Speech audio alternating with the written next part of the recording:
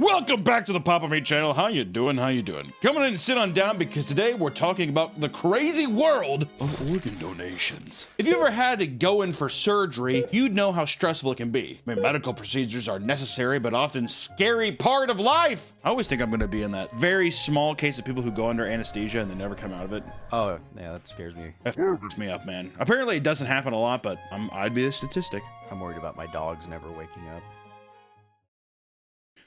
There are numerous procedures that one can undergo, but one of the most vital is organ donations. This operation has saved millions of lives since its inception and has people waiting for literal decades for a chance at getting an organ. However, not everything is as perfect as it seems. Hospitals are typically seen as a safe place, but sometimes they can be someone's worst nightmare. Today, we're going to explore the world of organ donation to see how bizarre it can really be.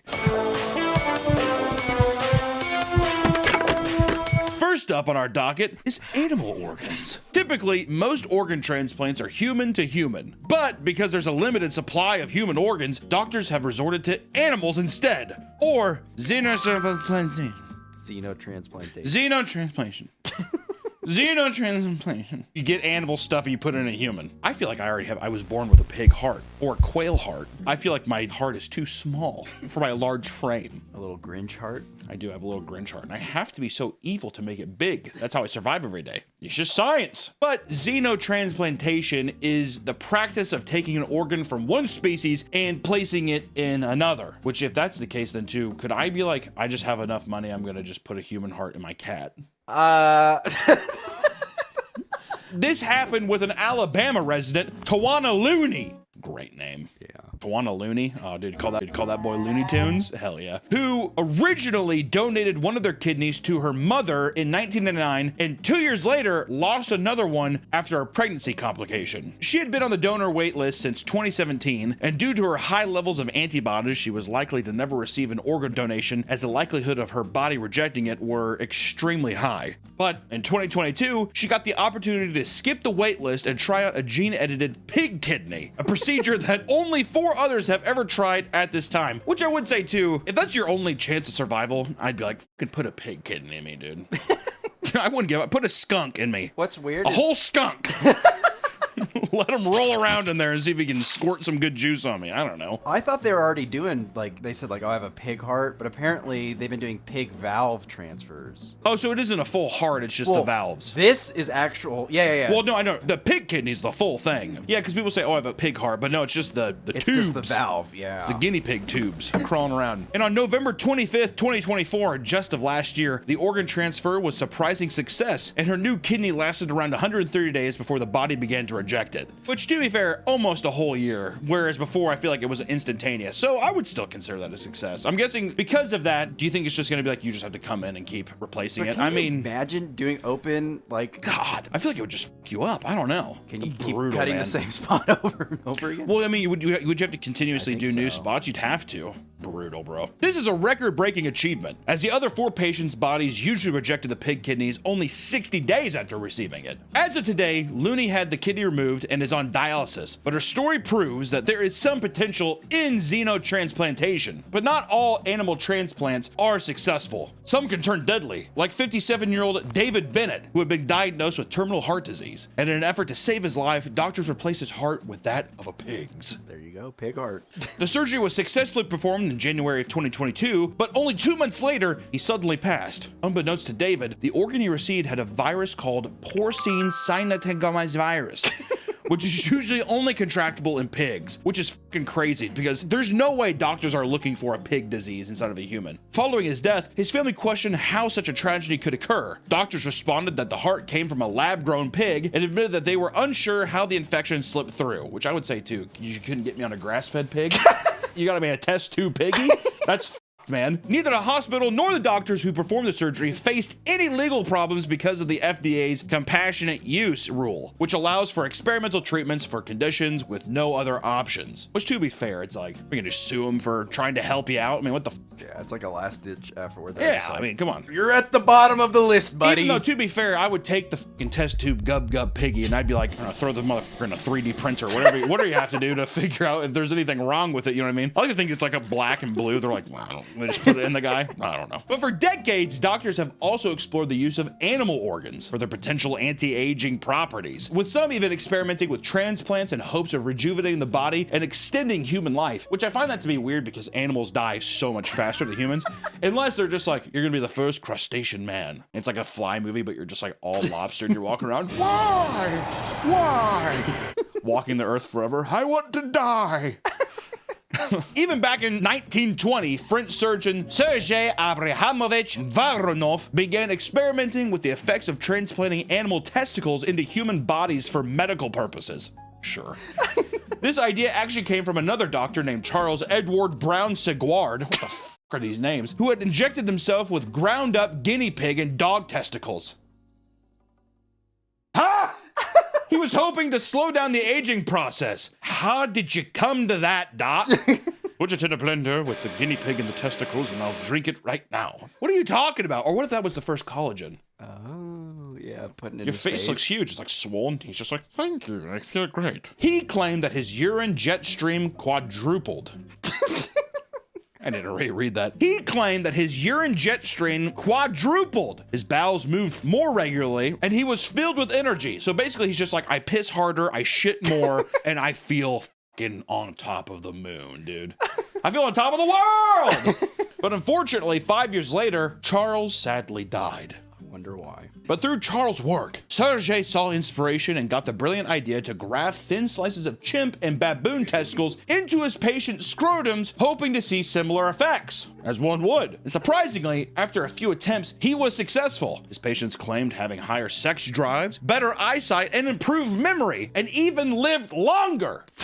His practices gained so much popularity that some soccer teams in the 1940s, such as Portsmouth Football Club and Wolverhampton Wanderers, utilized his practices to improve their players' performance. However, following the 1940s, the surgery lost credibility and it fell into obscurity. I wonder why. It feels weird that it had some positive stuff. Do you think they were just like, we can't keep doing this to the baboons? It might have been, I was gonna say, it might have been placebo effect. Man, I feel good. It probably was a placebo effect thing. They're like, you have chimp in you now. And they're like, I'm stronger. They just gave them confidence, basically. Yeah. But using animal organs is just the beginning when it comes to dark and complex world of the organ donation system. There are far more weirder donation stories out there. And although organ transplanters are now considered routine surgeries, each patient's experience can vary differently, right? We all know about your routine kidney transplant or your heart transplant, but what about womb transplants? Now you could do that. I didn't. I mean, a Scottish woman by the name of Grace Davidson was born with a rare condition called Mary Rotansky's Hauser syndrome. That was pretty good. I tried. Whatever. But it causes the womb to not fully develop, meaning she couldn't have kids on her own, which probably bummed her the f out, dude. I want some little tykes running around. That's pretty good Scottish accent, I'd say. Well, she's Scottish. I'm Grace Davidson. I want some poops running around, but I can't because of the syndrome in my head. Is that good? That was really good. All right, thank you. Luckily, her sister Amy didn't have this condition and was able to have 2 children on her own. So, when she met her husband and decided they didn't want more kids, Amy graciously donated her womb to her sister Grace, hoping she could successfully start a family. And in 2023, doctors successfully transplanted the womb into Grace, making the first of its kind. This resulted in Grace's first child, Amy, with many calling it a miracle, which is fucking crazy. At the same time, does that mean that it's technically her sister's kid? Or no? Because the ovaries are where the eggs are produced. So it's the ovaries and stuff, the eggs and stuff are still hers, but the actual fucking like nest that the baby grows in, I see. So the egg is hers. The and nest, the fish trap, the fish net that is known as the woman's vagine womb. That's where it is. She's just like, take my parts, I don't need them. It's like a muffler. Car runs fine. Whatever. Since then, there have been 50 babies born through womb transplantation, and Grace hopes to donate her sister's womb back after she has her second baby. Bro, I'd be like, keep it. You know what I mean? What the you can keep it. I'm good. I know, I thought that was so weird. Yeah, have it back. I don't want it anymore. I had it at first, but now I don't know what the hell I don't know what accent that was. Just as with any surgery, there is always a risk that something could go horribly, horribly wrong. It's the funnest thing about you have to go to surgery. I'm gonna die. You know how many times it's been something too where it's just like, it's a routine surgery, it's easy. It's like, he didn't make it. fucking horrifying that is. There's a 1% chance of happening. God, dude, my grandma too, that crazy old bitch. She's had like so many, she doesn't give a put me under. It's like her knees. Put me under. I don't care. It's like that old head where they're just like, doctors are doctors. They're perfect. You're like, I don't trust them. You know what I mean? I'm fucking horrified of going to the doctor. Like having a surgeon transplant a deadly cancer into your body. In 2019, a 69-year-old Arizona man went to Maya Clinic to get a liver transplant after suffering from severe liver cirrhosis, excessive drinking. My future, it's gonna be fun. And he also had liver cancer. Initially, the surgery went fine, and the organ was successfully transplanted. However, 4 months later, doctors noticed that there were 2 large masses in the new organ that they transplanted. After closer investigation, it was discovered that the donor had more advanced and aggressive forms of lung cancer that spread to his liver before the donation. This fact was never caught before the liver was put into the 69-year-old patient. And unfortunately, because the cancer had spread throughout the patient's body, he was unable to get another liver transplant and died just a few months later. So you had cancer before, we thought we removed it, but we gave you a worse cancer. We goofed. But I mean, that's just the tip of the iceberg when it comes to doctors fumbling the bag. In the UK, a doctor caused multiple patients to become ill and another to die because of his medical malpractice during an organ transplant. This event took place in 2015 when a surgeon was removing organs from a deceased donor and accidentally nicked the stomach, causing its contents to spill all over the rest of its internal organs, which I want to say doesn't sound like a little nick. Yeah. Sounds like he was like, and like fucking Chipotle and everything just started spewing out. He's like, ah, like curry and everything. No! He like had to start scooping it out of the stomach. And instead of following standard procedures, the surgeon didn't report the error and allowed the now slop-covered organs to be transplanted into the other patients. So imagine a giant piece of like Chipotle honey chicken and brown rice just being like, all right, and then just like you're like, F it. Hello? Hello? What? Hi. Brush that off. His gloves onto it. All right. I mean, what the f is going on? And this resulted in dangerous consequences. No. One patient received a contaminated organ that had a fungal infection called Canidia which caused him to have an aneurysm and pass away. The guy had like a piece of zebra cake on his fucking organ, and he's just like, and then just short circuited and died. Dude, it is fucking I mean, like, this is an obvious statement. Like, this is obvious. I get it. But it is frightening how fragile the human body is. Like, the brain. Like, all we have is a fucking skull. To protect it? Yeah. I'm fucked. I don't know when. I see, and I'm such a hypochondriac. Because I think about this now and see I'm already, like, my brain, it feels tense. Like, I'm like, here it comes. The aneurysm? The aneurysm, here it fucking comes. Sometimes I feel one coming. Banana. Because I'm like, think banana and say it. Banana. Banana. Banana. Banana.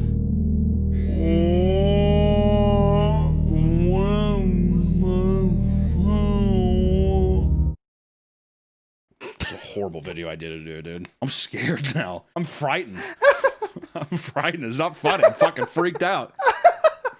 Another patient received an infected kidney that put them into a coma. Welcome back to the Papa Beach. We recording?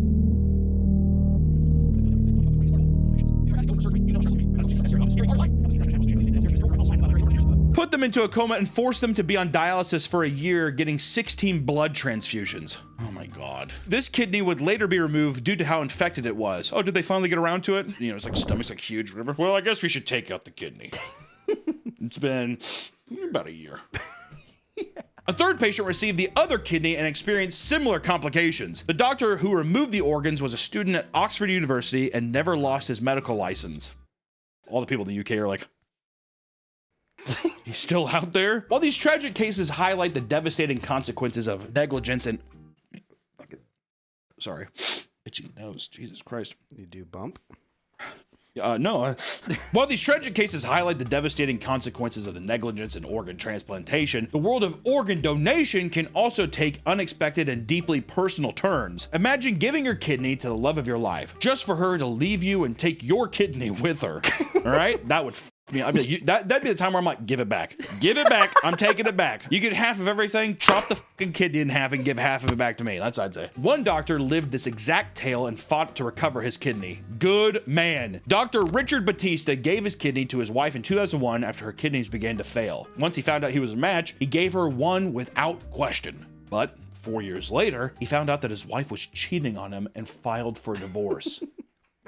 I save your life, and this is what you do. I give you a fucking kidney. And she's just like, I don't know. He still doesn't know how to really reach back there and get it. Thank you, neighbor, or whoever the she was sleeping with. Oh my God. It's normal for couples going through divorce to fight over possessions, but Richard was determined to get his kidney back because he's a fucking Chad. So he took his wife to court and demanded that she either give him the kidney back or pay $1.5 million. Yes! The story was so ridiculous that the news outlets picked it up and provided coverage for everyone to watch. And it wasn't until 4 years after the initial divorce had been filed that a Supreme Court judge denied his request. Boo! Stating that the kidney was a gift and therefore he could not get it back. Okay, was it a gift or was he just being like, you're gonna die, I'm gonna help you out? You fucking kidding me? That's bullshit. I'd be like, pay up, pay the piper, bitch. You know what I mean? She probably has like some like little fucking buck-toothed kid now from this new guy. Yeah. Do that, and I'm like, also, you have to drown your child in a river. I know, I take the kid's kidney. That's such a good idea. Oh my God. Drown the kid or give me his kidney. That's only fair, because either let him die or give me his kidney. And then when he does die, you still get his kidneys. Grabbing that little motherfucker, reeling him in, cutting that bitch open myself. That's only fair, Nick. He's a doctor. All right, keep the money. I don't need money. That's fine. I want my fucking kidney, though. And I'm getting it from you. The kid's like, guess what? Mommy's a whore. That's what I'd say. Mommy's a fucking little slut. The new guy's like, yeah, she is. I love you, girl. She's like, I feel great with this kidney. She's probably flaunting it, too, and shit. Yeah. Oh, my God. I wouldn't be able to sleep at night. I bet he's thinking about his kidney getting by that guy. Oh, my God. It's the guy's fucking jisms and spit, all kinds of stuff, just swimming past being like, you know what I mean? Doing the little drive-bys. Whatever. That would fuck me up, dude. Also, your kidney, like, fueling that new guy's baby? Oh, my God. Do you think he's done back shots on the kidney scar? Oh, absolutely. Slapped and shit and all that kind of stuff. Yeah. Fucking, like, ripping out. She's like, stop. He's like, yeah, I don't fucking care. New handle. God.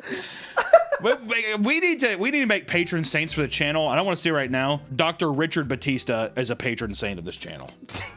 What? Am I wrong? He got fucked. Here. I would fucking happily. You know what? Next time something happens, I'm flying to that motherfucker. Take my fucking kidney. Take it. I'm fat as shit. I drink a lot. I don't know how valuable it is, but still you can have it. Put it in a glass jar. I don't give a fuck what you do with it. What are we talking about? Then there's the story of one man's life hitting rock bottom after losing his penis. Not just one time, but twice.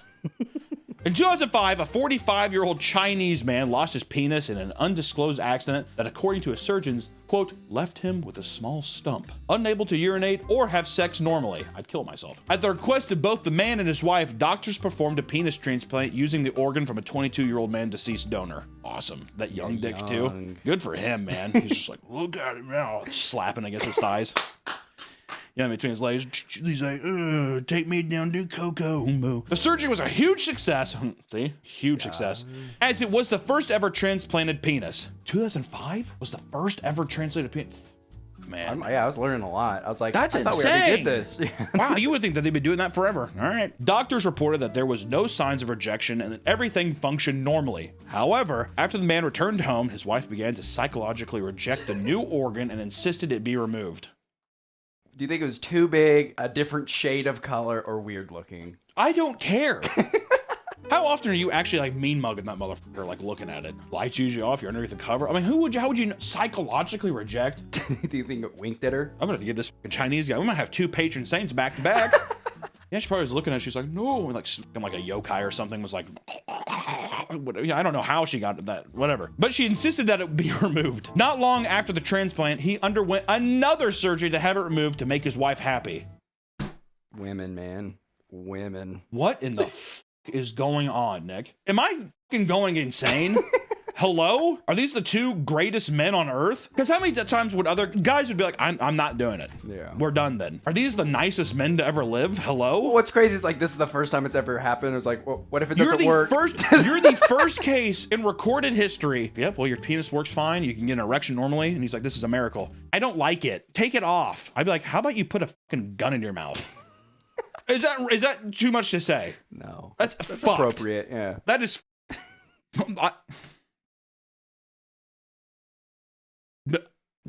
This has made me... I'm sad. Like, I'm scared. I'm sad. This is too many... There are many different ways and reasons why people undergo organ transplants, but not everyone consents to having their organs removed. And in many places around the world, some people profit from harvesting organs by working in organ trafficking rings. Which I know there's the meme of like, oh, I went down to Tijuana, I woke up in a bathtub filled with ice and my kidney was gone. Whatever. I know that's like kind of a meme. I feel like it was a meme. You don't see it as much now, but that was a thing. In the 90s, yeah. Yeah. Around the world, thousands of people either go missing or are found dead due to being trafficked for their organs, often referred to as the red market. Human organ trafficking rings are international groups that target children, tourists, and the weak for their precious organs that sell for hundreds of thousands of dollars a pop. I mean, it's fucking crazy. Like in Pakistan, when a 14-year-old boy went missing and was later found alive on an operating table. I feel like I've seen this in like 24 or something. Something like that. Well, I feel like a lot of these stories, these are real stories, and then just like shows steal them for premises. You know? Yeah. Pakistani police raided an underground lab suspecting an operating organ trafficking ring and found a boy who had been missing alive without his fucking kidney. And according to reports, this ring would lure in young children with this prospect of a good paying job, only to drug them and take them to an underground lab to take their organs. They were selling these organs for around 900,000 rupees, or approximately $4,000 a piece. And following the raid, 6 men were arrested, and police believe some doctors who worked for the ring are still at large today. How fucking sad is that too? 14-year-old kid, for a good paying job, he's like, I just want to work. Gets lured in and his fucking kidney gets taken. That's fucked. At that young of an age, to be that like forward going and like, oh, I want a good paying job, whatever. It's just, ugh. Also, $4,000, that's all you're selling for? No fucking wonder, dude. People are buying those up like crazy. What the fuck? Some other people were selling it for hundreds of thousands. $4,000? Word? Almost 1 million fucking rupees? Goddamn, man. That's in Nepal and Mozambique, a group of Catholic nuns had been dealing with human traffickers for years. The traffickers repeatedly tried to abduct children from the nuns' orphanage and even ambush them after they worked with police to expose the group. The nuns believed that the traffickers were taking these children and harvesting their reproductive organs for powerful magical charms. And so they went to the police to try to stop it. Before the group made progress, 53-year-old nun Dorasi Danger was found strangled and beaten outside her home. Her fellow nuns knew it was the work of a trafficking group, yet police and government officials did absolutely nothing. And to this day, nobody has been arrested for the death of Miss Danger, with many believing her death was part of a cover-up, and organ trafficking remains a big problem in Mozambique. Which I just want to say this too, actual saint. Yeah. 3 fucking saints in one video, by the way. That's, I mean, my God. Organized crime rings can be scary, but in the world of organ donors, things can get much, much darker. Here are some of the most macabre tales of organ donations. One of the most common fears for people going into surgeries is waking up in the middle of it. For one man, this was a reality. In October of 2021, TJ Hoover was rushed to the local hospital after a drug overdose. Believing he was brain dead, surgeons at the hospital rushed his body into the intensive care to begin inspecting his organs for donation. His sister Donna, who took him to the hospital, watched helplessly as her brother was wheeled past her. She saw his eyes darting back and forth and tears streaming down his face as he was taken into the operating room. She quickly reported this to the staff, but was told it was a common reflex. But that was far from the truth. TJ was laid and sedated on the operating table, only to wake up and begin thrashing and screaming while in the middle of a cardiac catheterization, which is a simple, non-invasive procedure. As soon as they realized that he was alive, all work stopped and he was removed from the room for re-examination. Following the event, multiple staff who were in the room either quit or requested therapy due to how traumatic the event was, which I could see. That would, oh my God, man. Yeah. TJ never fully recovered from this accident and has to have his sister be his legal guardian for the rest of his life. That's like a big fear too. I feel like, oh my God, that's all I hear. People sitting there and they kind of like wake up and they look down and see their organs being removed from them, or like see their self like cut open. I think psychologically you would never, that would f you up forever too. Some organ recipients may experience changes in their personality or preferences after receiving an organ. For one man, it changed a lot more than just his personality. It changed his life. Sonny Graham had only a short time to live due to a congestive heart failure when he got a call from a nearby hospital saying that there was an available donor. A heart came from a 33-year-old man named Terry Cottle, who tragically took his own life with a gunshot to the head. Soon after receiving the call, Graham went to the hospital and had his heart replaced. Feeling grateful, he contacted Mr. Cottle's widow, and over the next few years, fell in love and married Mrs. Cottle. What? There is some devious organ donor shit in this deal. This is crazy. I mean, all seemed well until April 1st of 2008. Sonny Graham took his own life by shooting himself in the head, just like his heart donor did. Friends and family said that he showed no signs of depression and were taken off guard by this tragic event, especially Mrs. Graham, who had now widowed the exact same way for the second time. That's actually A little suspicious.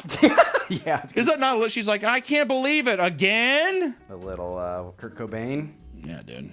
Courtney Love action. Who knows? There's actually like a pretty big theory that sometimes personalities or DNA can transfer with organ donors. Yeah, it's so fucking weird. I mean, I don't know how true it is, but I've heard, yeah, the personality or even like physical traits, like even like fingernail biting, like weird quirks and stuff from other people that you can pick up just from like getting like a body part from them. How fucking crazy is that, man? It's almost like a possession. Oh, that would actually be. That'd be kind of a sick movie. TM, trademark me. Yeah, That's mine. get a donor's heart. You get a donor's heart and you end up getting possessed by his fucking spirit or something. Write it down. Write it down, Nick. Harvard Medical School is one of the most prestigious schools in the nation, if not the world. And hundreds of individuals donate their bodies to the school, hoping their gift will aid the students in medical education. However, behind the scenes, a darker story was unfolding. Cedric Lodge was the manager of the Harvard Medical School morgue for nearly 30 years. And during his tenure, he managed all cadavers coming in and out of the Atomical Gifts program. But he also turned his profession into an illegal business. For over half a decade, Cedric and his wife would regularly steal bodies and organs from the morgue and sell them on their New Jersey home to clients across the nation. That's a good side gig right there. You're already working at Harvard. He's just like, I need more cheddar. Also, how the f do you get in that game? We could sell these. Well, You know what I mean? he probably looked at them. These organs, they're perfect. They're throwing them away. Yeah, what? There's a gold bricks inside these people's bodies. Sometimes their clients would drive up and meet him in the Harvard morgue, while others received their orders through the U.S. Postal Service. One client from Pennsylvania ordered multiple heads and brains and paid for them over PayPal using PayPal description like head number 7 and brains. How fucked up is that? I was gonna say that's like Venmo, you know, because it's like a social media. Yeah, it's probably just emojis of a guy's head, and there's like one that's like a brain or like a guy like. A different buyer, Katrina McLean, owned a horror shop named Cat's Creepy Creations and regularly bought parts from Cedric for her store. And some items purchased included a tongue and 2 dissected faces. After his heinous acts were revealed, Cedric was quickly arrested and charged with interstate transportation of stolen goods and conspiracy to commit interstate transportation or stolen goods crimes. What? Each carrying a 10-year prison sentence and a $250,000 fine. As for his wife, Denise, she faced similar charges. In the end, the couple would plead guilty and accept a plea deal in March of 2025. Both are currently awaiting their sentencing. Yeah, this is a brand new story. That's this fucking year. It's insane. Harvard isn't the only morgue having issues in America. An Arizona man donated his mother's body to science, hoping they would use her brain to help research a cure for Alzheimer's. Jim Stauffer was trying to move on from his mother's death. He had just received her ashes and believed that her body was being put to good use after her death. That was until a Reuters report showed him that the company he donated his mother's body to, Biological Resource Center, actually sold his mother to the military without his consent. Buckle up, because this is going to be extremely funny. After hearing this news, Jim dug a little deeper and found that his mother was strapped to a chair and put through a simulation to see how IEDs affected soldiers. The US government blew up his mom! Which I just want to say this, do that with me, please. That is fucking awesome. I was gonna say, I would like to be like, if I die, I want my body to be thrown. Blow me up, dude. Throw me in a tiger cage at a zoo and like let kids like watch me get eaten. Oh my God, dude. Jesus. You really want the kids to watch it? You're like, let the kids watch. They do that with like other animals. They feed them to the tigers. In addition to Jim's mother, 20 other bodies were sold to this government program at about $6,000 a piece. Cheap, bro. The whole body is like, that pussy is used up. All without the family's consent. And in 2014, the FBI would raid the BRC building after connecting it to a human organ trafficking case a few years earlier. And nothing could have prepared the agents to what was inside. Buckets of legs, arms, and heads, male genitalia, were found throughout the facility. There were male torsos without limbs or genitalia, and random parts stacked on top of each other with no identification in the freezer. The most insane thing found inside was that of a, quote, large torso with the head removed and replaced with a smaller head sewn together in a Frankenstein manner. On top of all the body parts, investigators found a price list that included whole bodies with no heads and shoulders for $2,900, whole legs for $1,100, and pelvises for $400. This seems ridiculously cheap. It's so cheap. Following the raid, owner Stephen Gore was arrested and pleaded guilty to illegally conducting an enterprise, which got him only 4 years of probation and no jail time due to the plea deal. That's a fitting name, Gore. It is. I mean, not long after, around 30 families sued Gore for mishandling their loved ones' bodies. And in 2019, a jury awarded $58 million to the victims' families, bringing the case to a close. What a fucking video. What a fucking crazy day, man. My God. I got my license and I put myself as an organ donor. So. I do too. Blow me up. I don't fucking know. Most people would have never guessed that organ donations could be such a dangerous and lucrative business. It's a necessary procedure that saves millions of lives and has millions of people waiting for a second chance at life. Yet you never know what will happen or who will be performing your surgery after death. So next time you go into a hospital, maybe think about what's going on behind closed doors, because it might be more sinister than you could have ever imagined. Thank you so much for watching the video today, guys. We'll see you in the next one. Bye-bye.